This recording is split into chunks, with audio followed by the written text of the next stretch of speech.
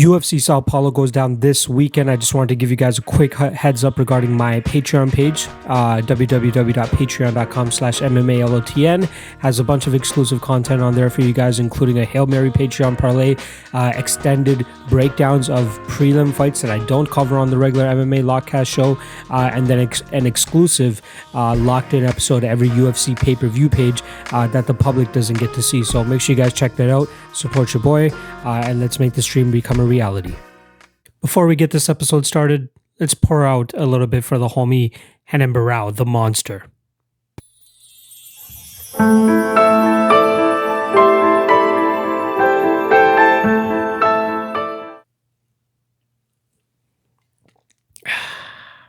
All right, let's get into the show.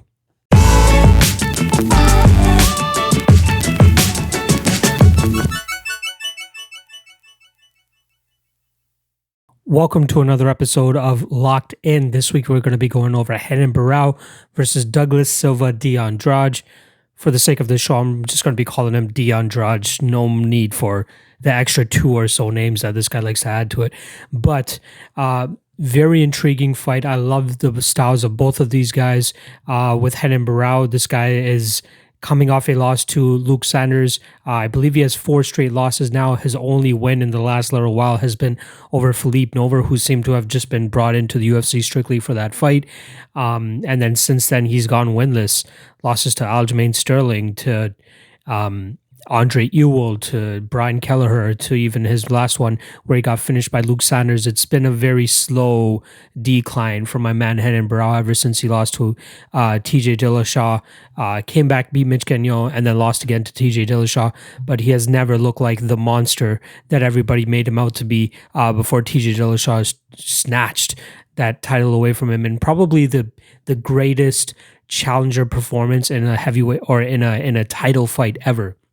Kamaru Usman has a little bit of a say in that with his performance over Tyron Woodley, but the way TJ Dillashaw came in there, being as heavy of an underdog as he was, only coming off of one victory from that Mike Easton fight, and then going in there and taking it away from Renan Barao. And we're talking about a Renan Barao who went out there and continuously turned away Team Alpha Male guys, and then TJ Dillashaw was finally the guy to break the monster, and we've never seen that guy again. Pretty much, even his performance against Philippe Nova was, it wasn't the prime Renan Barao that we're used to, and that's very discouraging considering this guy's only 32 years old. He fell off a major cliff after TJ Dillashaw took his soul. On the flip side, we're talking about Douglas de Andrade. I like to call him the poor man John Lineker. The guy kind of has the same style, moves forward, throws bombs, gets finishes quite often, not as much in his UFC career, but overall I believe he has over 19 KOs and 25 victories. Very, very impressive. I love his style. He was very unfortunately matched up in his last fight against Petr Yan, if you want to call it that way. Petr Yan is just a much better version of him. He throws with way more heat. He has a better overall game. He's much quicker, and it was quite evident in that fight, which is why de Andrade, got stopped the way he did. Very unfortunate fight for him, but outside of that fight, this guy is a beast. He's a monster. He lost that fight to Rob Font, but he came back and beat Marlon Vera.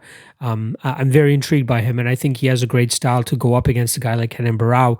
But is he worthy of the crazy odds that he's currently at? I think last time I checked, it was minus 265, minus 270-ish. Is he worthy of that?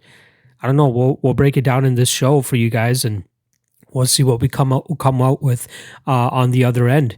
In terms of quick backgrounds of these guys, let's start off with Renan Barao. 34-8, 1 no contest, 8 KOs, 15 submissions. The guy has a great jiu-jitsu game and a great back take game as well.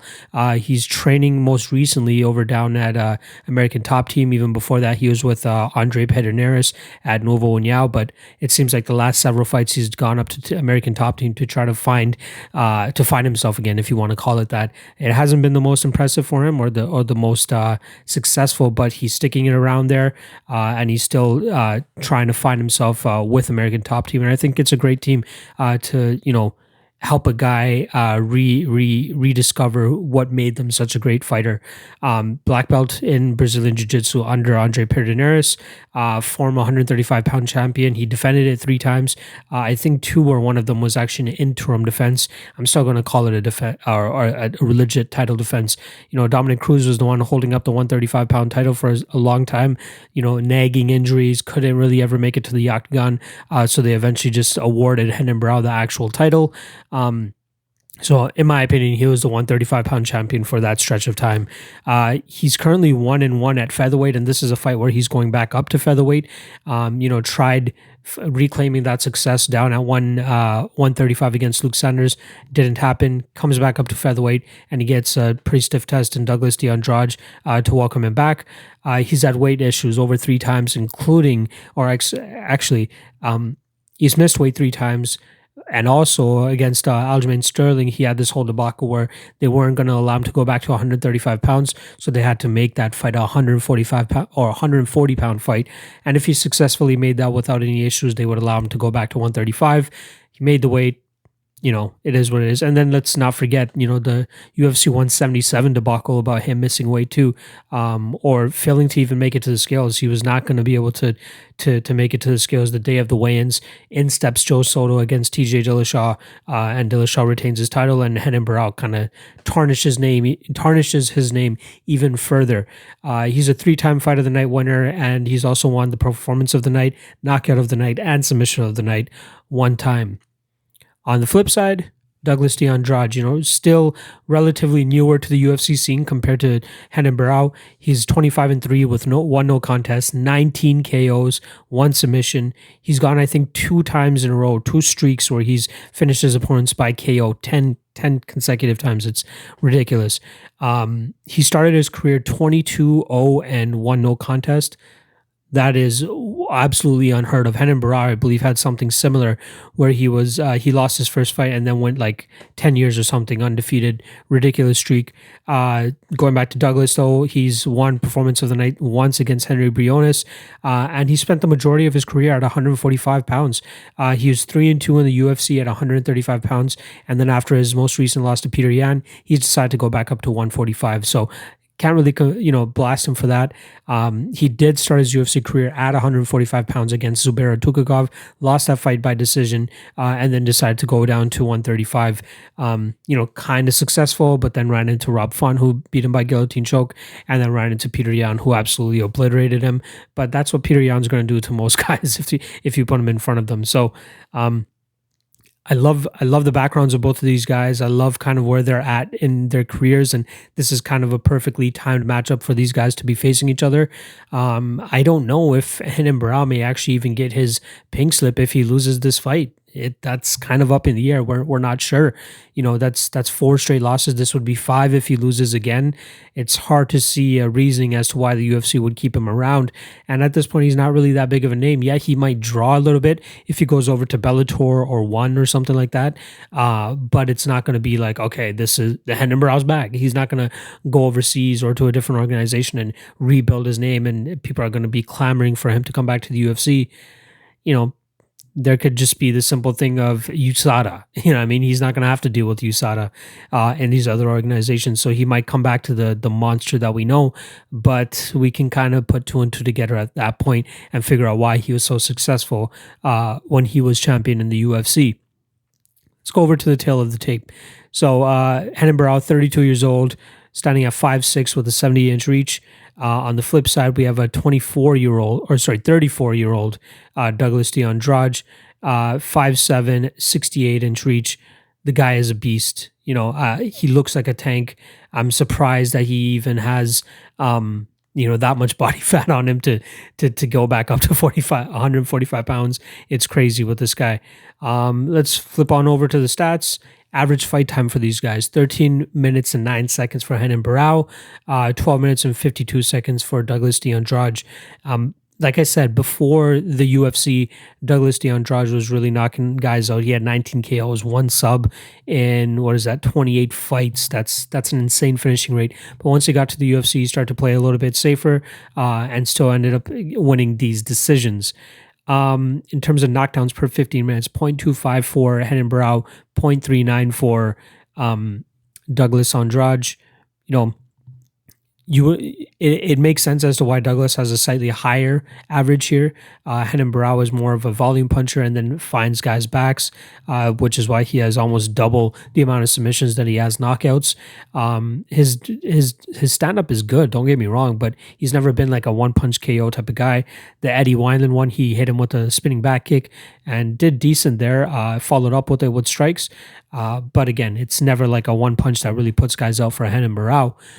Significant strikes landed per minute for Renan Barao, 3.78, and then 3.77 for Douglas Andrade, kind of the same type of output in terms of significant strikes landed, and then absorbed Renan Barao, 3.83 compared to the 4.54 for Douglas Andrade. I'd like to attribute that 4.54 for Douglas Andrade to Petr Yan, who pretty much laid an ass whooping on him there. And Renan Barao, you know, his defense really starts to wear after the first round, at least more so recently than it has in the past. We're talking about a guy who, during his title reign, used to go a full 25, not really break a sweat, and still like wear on these guys, and was able to keep his striking defense up. That Renan Barao is definitely long gone. Takedowns per 15 minutes landed for Renan Barao, 1.46, and then 0.78 for Douglas Andrade. 45% accuracy for Barao, 50% accuracy for Andrade. And then in terms of defense, this is something that Renan Barao has always been touted for and something that he's always been praised for.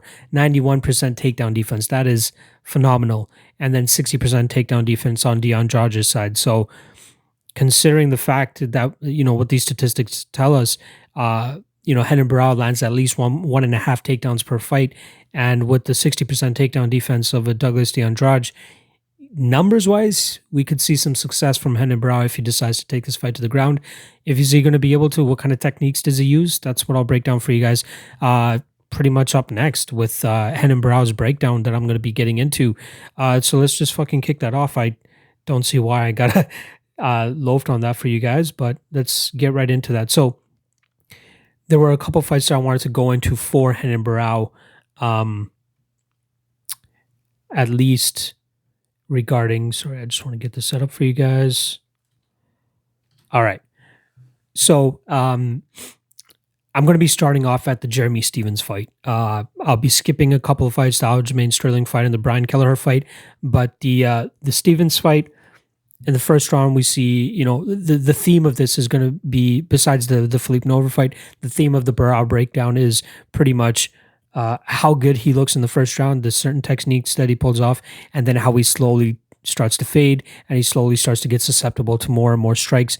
And then how he just has this like brain fart between rounds 1 and 2 where he starts to lose it. And that's when he starts letting these fights slip away. So with the Jeremy Stephens fight, let's check this out. I'm going to show you guys, I believe, one of the beautiful counters that he had here, or one of the beautiful strikes that he had, combinations, I should say, where he really made Jeremy Stephens whiff. So Jeremy Stephens comes in with the right hand. Renan Barao kind of pushes it down with his left hand so he doesn't really get hit with it. He hits Stephens with the right hand himself. And he kind of lands a little bit with the left hand. But in the meantime, he's moving his feet as well. And he kind of senses that Jeremy Stephens is going to be throwing that left hook. But he gets out of the way and gets Jeremy Stephens swinging. Very good work.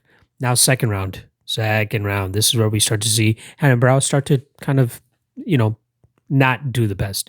And Jeremy Stephens did a great job in this entire fight, pushing Renan Barao back the entire time. You definitely get a lot more gassed and gassed quicker if you're continuously on your back foot. And that's what Jeremy Stephens did pretty much from minute 1 to minute 15.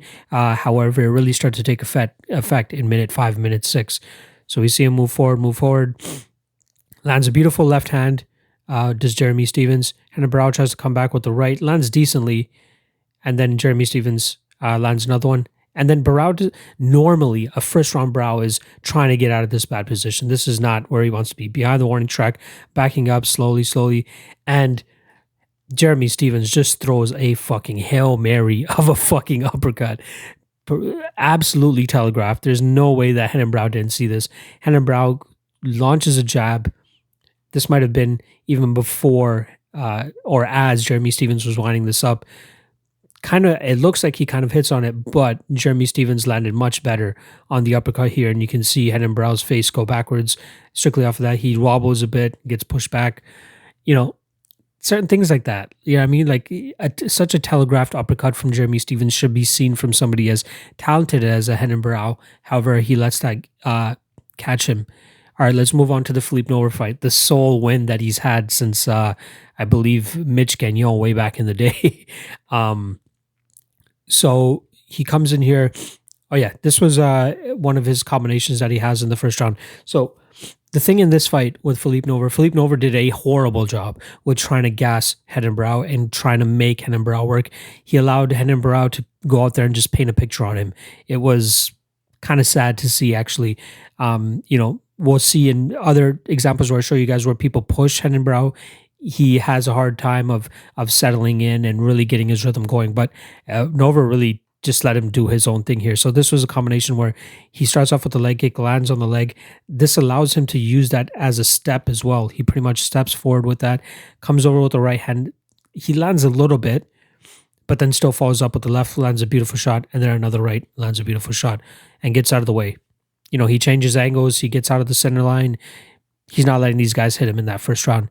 Second round, I believe this was, this is when he throws a spinning back kick. So one thing he did a lot in this fight, and something that he shows in other fights too, is he likes to throw his leg kick or a jab to kind of figure out what the distance is going to be like, and if he's going to be able to, if he's going to be able to land with what he actually wants to land with. So in this instance, he's using the leg kick, which he lands perfectly on Philippe Nover there. He's using it to set up a spinning back kick. So he kind of notices that Philippe Nover just stays relatively in the same area. And as he's inching backwards, Renan Barao is inching forward. And then he gets ready, spins on the lead leg, and lands pretty much on Philippe Nover's chin. Very nice there. Very nice work from Renan Barao there. This was, another thing that he did very well in this fight, and he should do well moving forward, is stay consistent with the leg kicks. Anytime Philippe Nover tried to close the distance, Renan Barao was there had a leg kick there to kind of greet him and kind of take a little bit of a pop off the shots that Philippe Nover was throwing at him. So this is an example where 2 times in a row pretty much lands an inside leg kick when Philippe Nover was trying to come in, and he falls short on it. And I believe 3 seconds later, we see something similar where Philippe Nover looks like he's about to burst in, and Renan Barao lands a beautiful inside leg kick. And it hurts Philippe Nover. Philippe tries to catch it as well. You see his leg down here, his hand trying to grab his leg, and it kind of derails him there as well. So it really stunted anything that Philippe Nover tried to do. This was a takedown, beautiful takedown from Renan Barao. He throws the overhand just as Philippe's throwing it as well. That allows him to get the double body lock, double underhook body lock, and it's the inside trip is kind of like his favorite. Normally, when he times people well, he's able to just get in on a double leg and get down guys like that.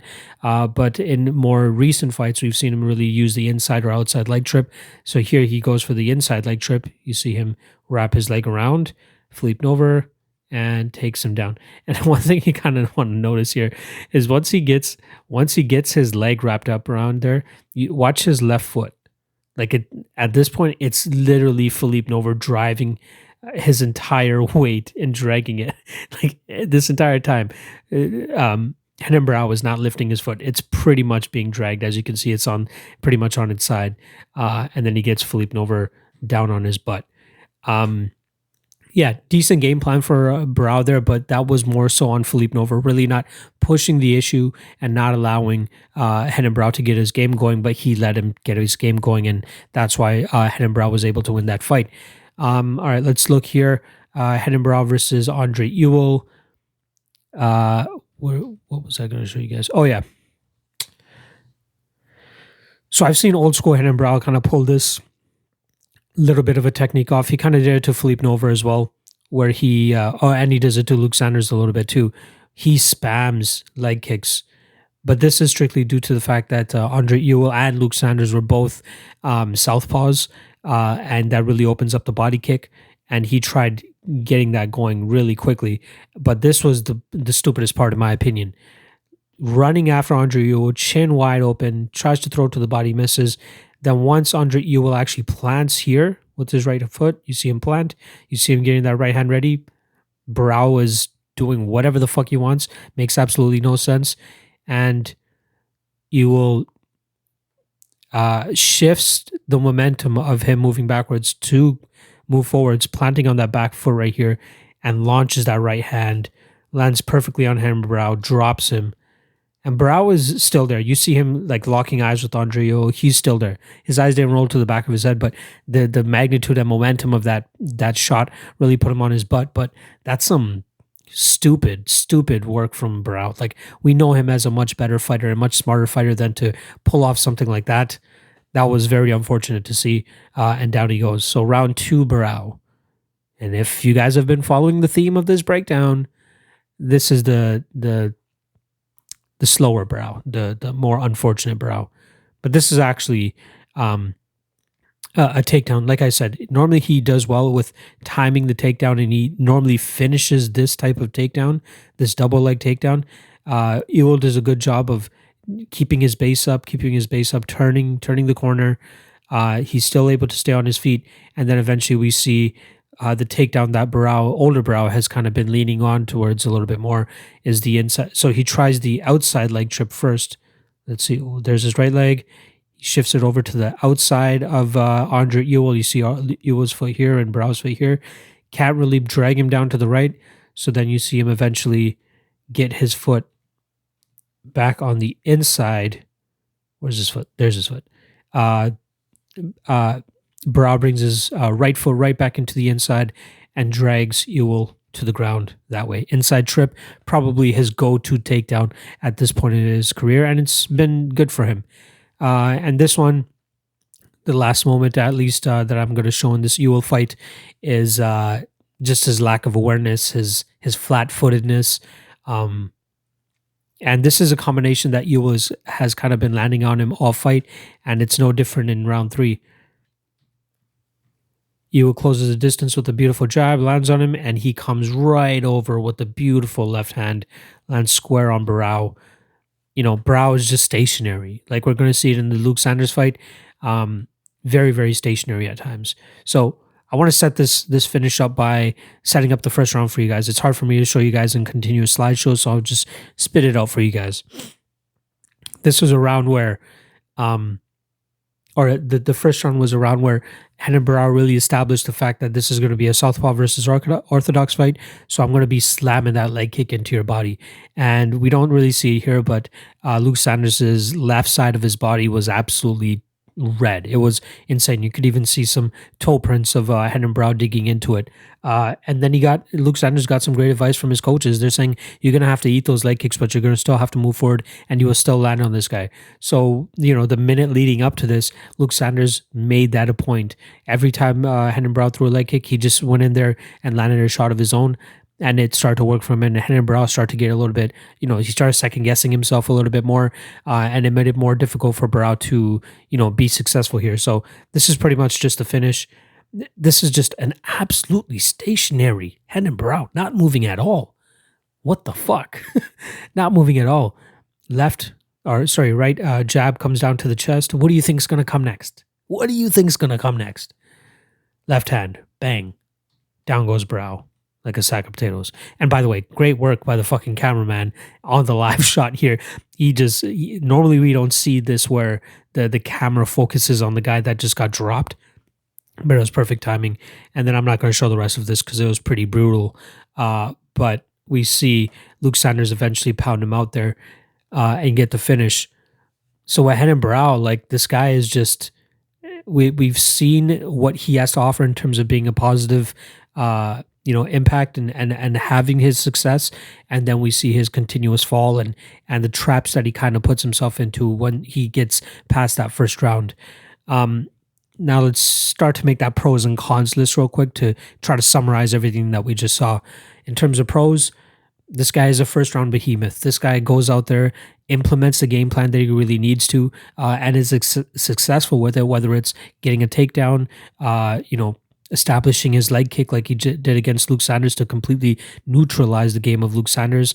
The footwork, the movement, it's all there.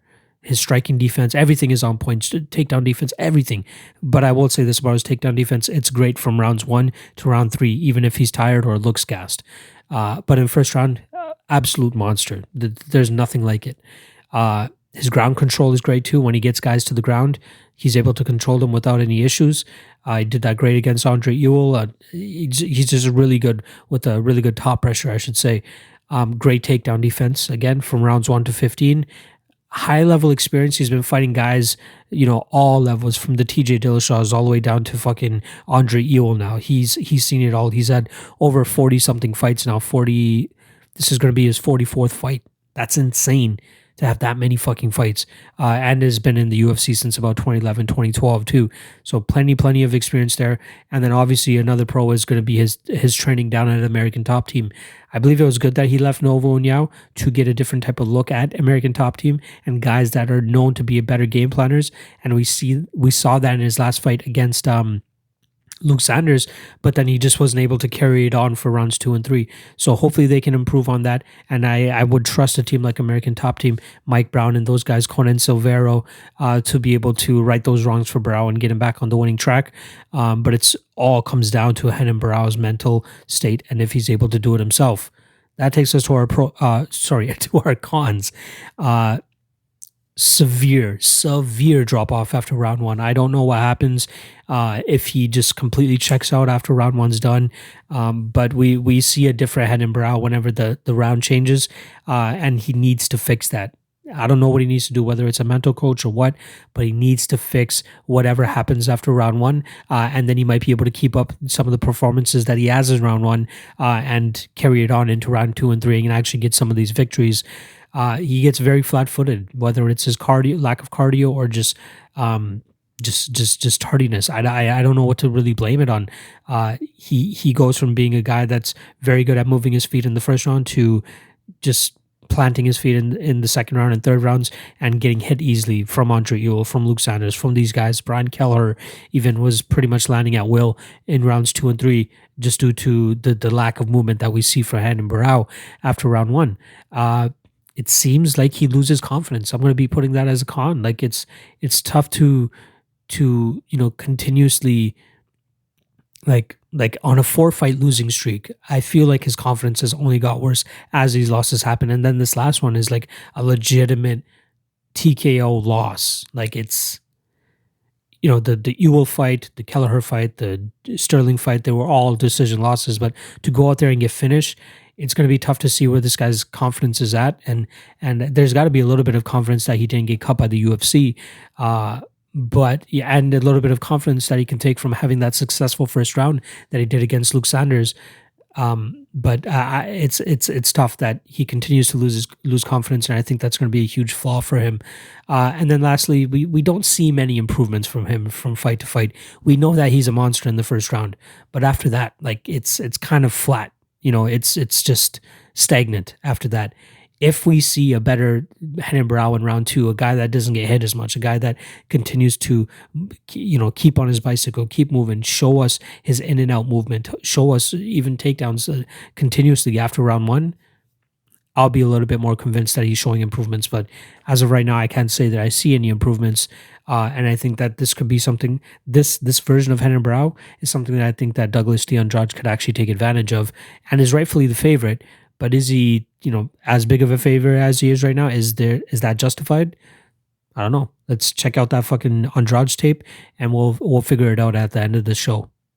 All right, so let's move on to the Douglas Andrade side of things.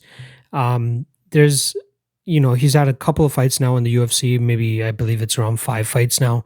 And pretty much every fight you can come to the same conclusion in terms of this guy's fighting style. There's a reason I call this guy the John Lineker, or the poor man's John Lineker. And it's kind of sad that we were robbed of the fact that we'll never get to see that fight now, since John Lineker is actually over in ONE FC. But very simple style. He likes to throw hooks, doesn't throw the most He's very powerful, likes to come forward, and when he's not coming forward, he doesn't have the most success. So let's see what I have put together for you guys. It's not the most, just due to the fact that I feel like just seeing a couple clips for seeing a couple clips of him, we can figure out what kind of fighter we're dealing with and how he matches up with Renan Barao in this matchup. So let's start off with this Rob Font fight. The first thing I actually want to show you from this fight is actually a successful takedown from Rob Font. And this is something that Andrade is kind of susceptible to in other fights that I show as well moving forward. But when he overextends on some of his punches, whether it's a crazy uppercut or even just a hook, he leaves himself susceptible to being taken down. So this is a perfect example of that. We see him go for an uppercut, overextends on it, and we see Rob Font change levels when Andrade isn't really expecting it, and he drives forward. Andrade almost saves himself from getting taken down. However, Rob Font is able to complete it. Andrade eventually sees himself get back up without too much hesitation, but the fact that he's able to get taken down is a little bit of a concern, especially considering that he's going up against a guy like Renan Barao, who's able to get fights to the ground and is able to take advantage of moments such as these that Andrade may open himself up for. So that's a little bit of a concern. Moving on to round number 2. This is an instance where Andrade, considering the fact that he has a little bit of reach to make up with this fight with Rob Font, he had to really close the distance to try to manage to land his strikes. So we see him here come in with an overhand right. Rob Font comes with a left as well. Andrade is trying to cover up here, and then he's going to start to exit to the right, but he believes he's out of range from getting hit, but he's not. Bang. Rob Font hits him with the perfect left. That's just something that he's going to have to worry about, especially now going up to 145. He's kind of lucky that he's fighting Renan Barao here, somebody who's also been in the 135 and pound division, and also somebody that's on the lower side of 135 or 145, I should say, in terms of height, reach, and just in terms of size. He's kind of lucky in that aspect, but that's something that he's going to have to work on if he wants to stay in the 145 pound division moving forward. Let's skip on right over to the Marlon Vera fight. This is an instance where he's dealing with a reach disadvantage here, just as he was in the Rob Font fight. The only difference here, actually, in this fight as to why Andrade was successful is because Andrade was the one pushing the pace and moving forward and controlling the octagon. When he has that, he's a little bit more successful with his one-dimensional way of striking. People really get intimidated by his power, and I believe that allows him to be successful in the Rob Font fight. Rob Font was actually the one dictating the pace, dictating the pressure, and pushing Andrade backwards, which is why that Andrade was not as successful. This time around, it was him pushing the pace, and this is an example of Vera, closing the distance very poorly and paying for it. And this is when Andrade is most successful as well too. So look at him kind of step forward with his left foot, really lackadaisical, and we're going to see Andrade here shift his momentum from back to forward and bring that overhand right over and land clean on Marlon Vera. So maybe rounds 2 or 3, if we see a lackadaisical Renan Barao closing distances with his hands low and not expecting Andrade to kind of, blitz like that, we could see Andrade be successful here. What else do we see? This was the beginning of the 3rd round. With the way that John Lineker fights and the way that Andrade fight, they like to throw winging hooks, overhand rights. It leaves themselves very susceptible to being hit with straight strikes, and that's an example right here at the beginning of the 3rd, where Andrade comes with an overhand left. That's his lead hook, and Vera is already seeing it come, and he lands a perfect left right down the middle, kind of hits Andrade, makes him twirl a little bit, but it didn't really put him on his butt. But that's just just something that needs to be looked out for when you're talking about a guy like Andrade. He is going to be very, very susceptible to straight shots, especially when he's throwing all these hooks. That's something that he needs to work on for sure. Beautiful combination. So normally he just throws one shot or he'll throw a leg kick or something like that. But he is most successful when he puts two or more strikes together, but he just doesn't do it enough. And when it's just the two, it's a little bit repetitive. Here's an example of when he was successful with it. He goes with the left uppercut-ish hook uppercut, whatever you want to call it, to the body, lands perfectly on the left here. And then he comes over with the right hand and lands perfectly on Marlon Vera there. So I think that with such a basic combination, he's going to have to be very careful in terms of when he throws these. But again, we don't know what kind of Barao is going to come out here. Is he going to be a motivated Barao that's going to be able to implement, the same type of game plan from round 1 all the way to round 3? We don't know. But this is something that he's going to have to look out for. And when Andrade is able to land those two or more shots together, he is most effective. All right, from the Petr Yan fight, we know that Yan really took over in the second round after he took Silva de Andrade down and really elbowed his face into oblivion, cut his face up, and then eventually forced his corner to stop the fight before the third round. But one thing that I want to show here, which is what I showed in the Rob Font fight, is when de Andrade overextends on a punch or overextends on any type of strike, he leaves himself open for a takedown, and Yan fully takes advantage of this. So we'll see here, de Andrade with an overhand right. Yan easily slips it, goes for the hips, gets a takedown, and the most crucial part here is the outside trip that Petr Yan lands here with that right leg curled around Andrade's left leg and gets him down. No issue whatsoever. And does a little bit of work there at the end of the first round, so he wasn't able to really get off too much. In the second round, we see him get him down again, and then he pretty much just takes it over, lands beautiful elbows, and finishes de Andrade. There's not the most amount of tape in terms of, to break down for a guy like de Andrade. It's very simple. It's hooks, maybe 2-shot combinations, and a leg kick, but that's really about it. And if he's the one being pushed back, he's going to be the one that's in a lot of trouble. He won't be able to dictate the pace. It's going to be hard for me to see Renan Barao doing that to the extent of being able to make it, a fight in his favor. You got to be questioning his chin. He's taken a lot of damage over the last couple fights. We're not sure, but let's do our pros and cons list of de Andrade first before we get into the actual head-to-head breakdown and how I think this fight's actually going to play down. So let's start off with the pros. Obviously, de Andrade has a ton of power. The guy throws with nothing but heat. Even when he throws 2-punch combinations, both of them have as much power as the first as the second one. It doesn't matter. His leg kicks as well. Plenty of power. He knows nothing but power, apparently. Him and John Lineker, same fucking fighter, pretty much.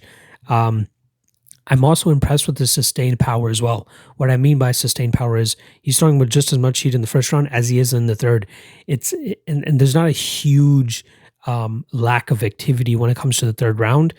He's still throwing quite often, even in the Marlon Vera fight. He was throwing quite often in that third round and landing good strikes and landing good shots. He knocked out Henry Briones with he set it up with a beautiful step-in elbow and then finished him with a spinning back fist in the third round. Like, the guy, he looks like a guy that would get gassed very easily, but the fact that he throws, low output combinations, he's able to keep it for the full 3 rounds, but that could also be a detriment to him for, against guys that are a little bit more higher volume and could gas him a little bit more, but, or continuously push him back and, stay out of the way of those big shots. But I am impressed with the amount of power he still shows from round 1 all the way to round 3. The guy's durable, besides the Petr Yan finish and Rob Font locking up that beautiful guillotine, the guy can take a shot. He's forced to eat a lot of punches to close distances. He's forced to, take one on the chin to be able to land 2 of his own. So I gotta praise his durability and ability to close that distance and still land his own shots even after eating a couple on the way in. And then he is very successful when he moves forward. It's up to him to really push that pace. and not accept the back foot. You know, in the Rob Font fight, he accepted the back foot. In the Petr Yan fight, he accepted the back foot. And he lost both of those fights. But when he is the one moving forward and he's the one, you know, making his opponents flinch on his feints, he's the one that's successful. So if he's able to implement the forward pressure right off the bat, or even in the second round, moving forward when Renan Barao starts to, you know, when he normally starts to fold, he'll be able to take over the rest of the fight and he should be able to take the victory that way.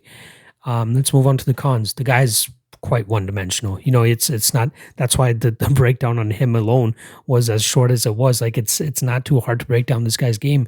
He's coming in for a left, and he's a left hook, right hand. Whether it's to the body or to the head, doesn't matter. And then sometimes you'll sprinkle in a leg kick here and there. Doesn't really go for takedowns often. You know, not too. You know, he did get a beautiful takedown at the end of the first round or second round, I believe it was against Marlon Vera, but didn't do much with it just due to the fact that it was just the end of the round. But he's making it clear, and it's kind of to his detriment. The guy just wants to move forward, throw bombs, try to land on you, throw some spinning shit while he's at it sometimes. But more often than not, it's just a striking, heavy game plan, moving forward, trying to take your head off. Kind of falls into my next con, which is predictable. Like, we know what he's going to do. We know that if he's throwing his left, his right is probably coming behind it. So you should be able to find a way to counter it, to try to nullify it, whether it's throwing straight shots down the pipe or it's just circling away from his power hand. One or the other, it should be able to work defensively against him. But when it comes to this guy continuously doing it, you know, continuously moving forward and continuously pressuring you, that's where the predictability might kind of like be rubbed in your face. You know, if you're a guy like Renan Barao who starts to slow down after the second round and third round, you know, it might be kind of embarrassing to continuously get hit by this guy, you know, with knowing what he has coming towards you. His takedown defense, not the greatest. You know, he does a decent job of getting back to his feet. However, he, you know, shows a lot of issues with overextending on punches, completely whiffing on them, and then getting taken down. We saw that in a couple instances in what I just showed to you guys, but, you know, he needs to shore that up. We know that he likes to throw a lot of power into that, but he's going to need to, you know, train fucking throwing those winging shots just as he does, and then quickly, you know, going for a sprawl or going for any type of takedown defense technique. The guy needs to work on it, especially in this fight against Barao. I think Barao is going to try to take advantage of that. I don't know how much Barao really wants to stay on the feet here, but I think that he believes that he may have the advantage in the Brazilian Jiu-Jitsu and being able to control him. So he's going to want to take this fight to the ground. And the fact that Andrade doesn't have the best takedown defense, I believe it was 60% as well, you know, not the greatest. At least in terms of higher level UFC competition. And then lastly, combinations. The guy just doesn't throw many. He, you know, if you want to call 2 punches a combination, yeah, sure, it's a combination. But anything beyond that, this guy doesn't really know much to do, much to throw with that. The only time we'll see him throw more than 2 strikes in succession is when he has a guy up against the cage, and even that's few and far between. That's him crashing forward, trying to get these guys to back up. He'll throw a couple shots. Most of them just land on the guy's hands or on the arms, not really taking the full effect in terms of landing on the body or in the head. But I feel like if he's able to even string 3 strikes together, he would be even more effective. This might be a good matchup for him to try to, you know, test that out in the second or third rounds if he gets there. But I believe he would be a much deadlier opponent if he's able to string more than 2 strikes together. And even like fucking mix up your kicks in there. Like, yeah, I feel like he's a one and done guy when it comes to throwing one kick to the leg and then eventually following up with a 1-2 afterwards. Like, it's not lump that together and see how it comes out. And I believe it'll be very, very successful for him to do something like that. So, couple pros, couple cons. You know, I feel like I had a different type of a different perception of Andrade when I came into doing this episode, and now I'm coming out the other side, you know, thinking that you know, he's a little bit more one-dimensional than I actually expected him to be, and not as great as I expected him to be. I actually want to confirm the odds that he's currently at before I get into my actual breakdown or my head-to-head and choose a side here. He is minus 240 to plus 200. So the line's slowly starting to close a bit. I think people are starting to get the idea here, how one-dimensional the Andrade actually is. Now, in 2019, and the way that Barao's been looking, I am not comfortable putting any money on Barao. With that said, and everything that we've seen and the positives that we've seen, even in Barao's losses, I think he has the tools to beat a guy like Andrade. Andrade, he's going to need to make sure that he's on his front foot and moving forward. If he's not moving forward, Barao's going to have some fun. It all comes down to round 2 and round 3 Barao. And I've seen in past fights in his Andre Ewell fight, to be exact, like he's been able to get these guys down, and most of those takedowns have come from inside and outside trips. We've seen Douglas Andrade get taken down from an outside trip from Petr Yan. I'm not saying that Barao is Petr Yan level, but that's the same type of takedown that we've seen work on Andrade. So if Barao is patient and he allows Andrade to overextend on shots, I could see Barao being successful with some takedowns, and that would make things a little bit iffier for Andrade to pull out a decision here. Barao really needs to mind his P's and Q's, man. It's super tough for me to pick on Barao to win this fight, because I think that we'll see him have some success in the first round, and then we'll see Andrade have a little bit more success in the second and third rounds. The only thing that's keeping me wary is the fact that I don't know if we'll get the same blitz or same type of explosiveness from Barao in those second and third rounds to be able to get Andrade down and then actually hold him down. It's his cardio that worries me. It's his just his confidence levels in the second and third rounds that really worry me. But if you want to talk about technique and all that, Renan Barao has Andrade beat here. It's just all a mental game with Barao now.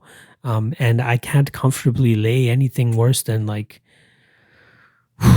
you got to give me at least plus 300 on Barao to take a shot here. And I highly doubt we're going to get that number. Andrade should win this fight via decision. He should be able to completely batter Barao in rounds 2 and 3, even being as one-dimensional with his striking. He doesn't have as much reach to make up for here against Barao. And then we've seen how flat-footed and unfortunate Barao has been with his striking defense in second and third rounds. So, I could see Andrade continuously landing on Barao, maybe even putting him out. But I see no value in even betting Andrade at minus 240. Potentially as a parlay, maybe.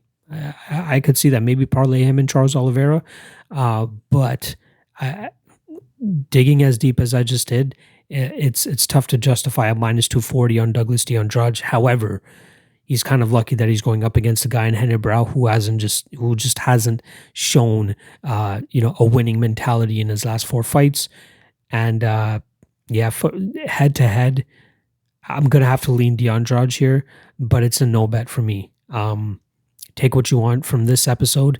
Throw Andrade into a parlay. He'll probably be on my Patreon Hail Mary parlay if I'm going to be honest.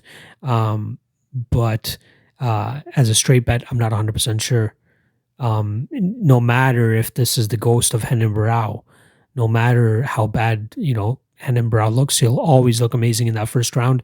But this could be the fight where he actually turns it around and looks great in rounds 2 and 3 against a one-dimensional fighter like Andrade. But expect the person who's going to be moving forward to actually win this fight, moving forward for at least 2 rounds. We'll put it at that, because I think Barao might be the one moving forward in round 1. But then after that, I think we'll see Andrade take over, unless we see a resurgence from Renan Barao somehow, some way. But my official pick is going to be Andrade by decision, but just not confident enough to actually place a bet. So, yeah. Hope you guys enjoyed the episode. Thanks for checking it out. The next event is going to be UFC DC. I haven't decided which fight I'll actually be going over for that yet. So just stay tuned to my Twitter page at MMALOTN. Make sure you guys subscribe and like below, because your boy's been putting in fucking work. It's been tough. I'm really looking forward to this 1 week off, but once I get that next week in, it's going to be right back at it. Twitter at MMALOTN, website www.mmalotn.ca. Check out the Patreon page where I have a bunch of more exclusive content for you guys, including exclusive locked-in episodes on Patreon, on pay-per-view events for the UFC. I'll have one just for Patreon members, only for you guys. For UFC 244, I did Vicente Luque versus Stephen Thompson, and that pretty much went to a T as to how I broke that fight down. Hopefully this one does as well, so you guys get a little bit more confidence and believe your boy. But yeah, check out all that stuff. I appreciate you guys watching this. And that was Locked In on Renan Barao and Douglas Silva de Andrade.